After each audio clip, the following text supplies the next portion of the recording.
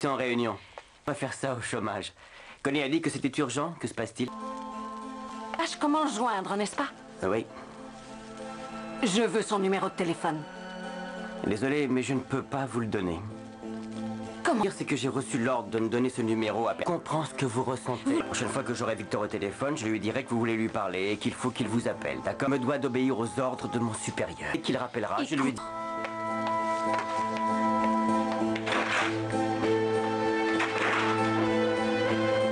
Mexique afin d'évaluer cette parcelle de terrain. Mais... Vous n'avez qu'à moi à dire et je m'embarque et je décolle dès demain s'il le faut. J'aimerais pouvoir me renseigner et faire quelques petites recherches avant de partir. Eh bien d'abord, où se trouve le terrain?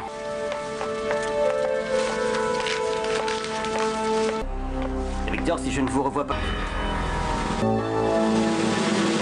Ryan McNeil? Ah, de retour au pays, comment ça va? C'était bien, Hawaï? Oui, j'imagine. Vous avez beaucoup manqué à Nina et à Paul aussi, bien sûr. C'est que je suis dans son bureau. Il m'a chargé de faire tourner la boutique. Il est en voyage pour affaires. Je peux vous aider? Je n'en sais rien. C'est lui qui vous rappellera, je pense. Ça vous va? Pas de quoi. Au revoir. Et encore une fois, bienvenue au pays.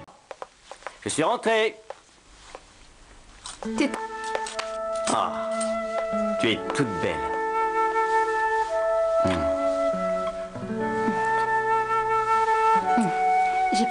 Oh, ma puce. C'est somptueux. Je ne vais pas te contredire, bien sûr. Je ne suis pas insensible. Je sais parfaitement qu'elle a été très touchée par cet événement. Tu as raison.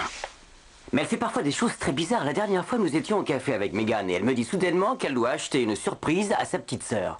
Elle me demande de la surveiller pour qu'elle ne sorte pas du café, quoi qu'il se vide les mains vides avec l'excuse que le cadeau a déjà été vendu.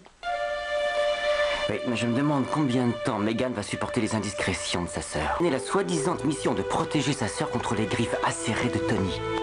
Elle ne veut pas en démordre. Je ne suis pas psychiatre, mais si tu veux m'en aider... Si seulement elle pouvait trouver un défouloir un petit peu plus positif. J'ai bien peur que Megan finisse par refuser de voir sa sœur à cause de ce qu'elle est en train de faire. Ah. Je peux te parler? Tu es au courant pour la réunion pêche d'enfer? Notre travail. Je suis son interprète. Tu n'as pas dû avoir le temps de lire le rapport sur pêche d'enfer? Je te remercie pour ta participation. Pas vraiment. Oui.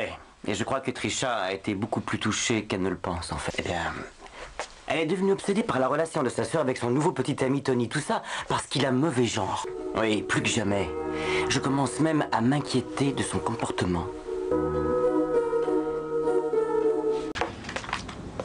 Quelle pagaille, tu as vu ça? Déménage. Tu déménages. Avant qu'on ait le temps de dire ouf, on aura quitté Jabot pour les tours Newman. Eh bien, tu sais, elle est encore un peu fragile. C'est vraiment bizarre. La nuit dernière, j'ai eu l'impression qu'elle avait réussi à sortir du trou. Et aujourd'hui, elle est en pleine confusion émotionnelle. Rien n'empêche qu'elle n'était pas comme ça avant. Tu sais, quand elle était sous le choc, elle avait tout simplement du mal à exprimer ce qu'elle voulait dire. Elle semble tiraillée. C'est comme si elle était vraiment reconnaissante de l'aide que j'essaie de lui apporter, mais qu'au fond d'elle-même, il y avait quelque chose de grave qui la tourmentait. Non, non, non, je ne pense pas. C'est comme si elle voulait dire quelque chose et que ça refusait de sortir. Je ne pourrais pas attendre jusque-là.